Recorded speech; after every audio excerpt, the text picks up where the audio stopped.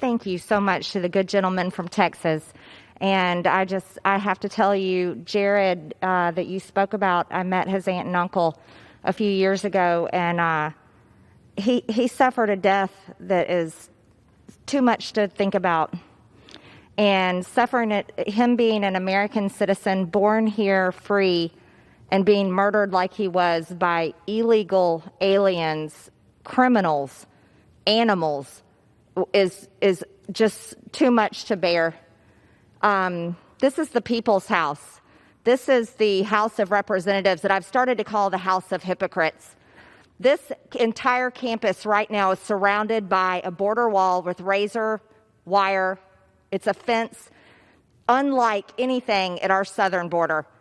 This place is surrounded by the military. It is completely guarded, but we don't extend the same thing to the American people. Joe Biden administration, my Democrat colleagues here in Congress, Democrats in the Senate, they want the border ripped wide open, and that's what it is right now. I just watched a video that was shared this morning from Southeast Texas, where there are hundreds, perhaps thousands of people lined up to cross the Rio Grande, and they are being smuggled into our country by human traffickers. You see, it's big business to come into our country illegally. And Joe Biden is rewarding the smugglers, the coyotes, the cartels in Mexico and these other countries by opening our borders up and welcoming them all in, while they're forcing our kids to stay home and paying off these teacher union bosses. They have wide open 100% capacity in-person teaching for illegal children. What kind of country is this that rewards people that break into our country illegally, but yet abuses its citizens and taxpayers? There needs to be a change.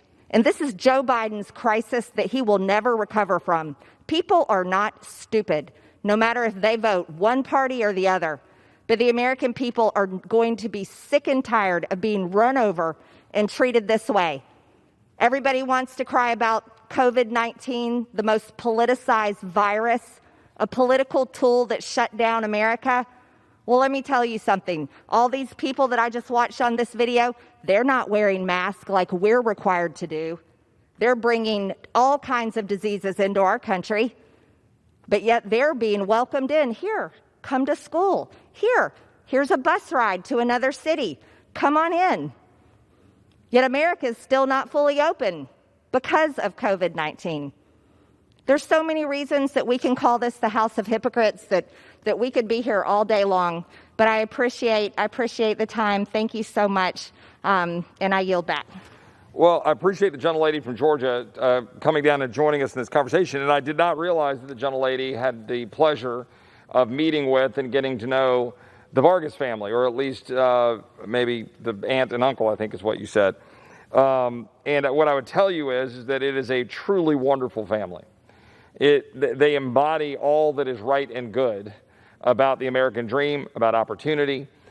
These are American citizens who happen to have, Hispanic family members, and which so ironic because, those of us who really try to take and honor the idea of judging people by the content of their character and not their skin color or race or creed, I find it ironic that my colleagues on the other side of the aisle seem to only view the purpose of the legislative body to view human beings by the color of their skin and to make all of our policies based on segmenting us out.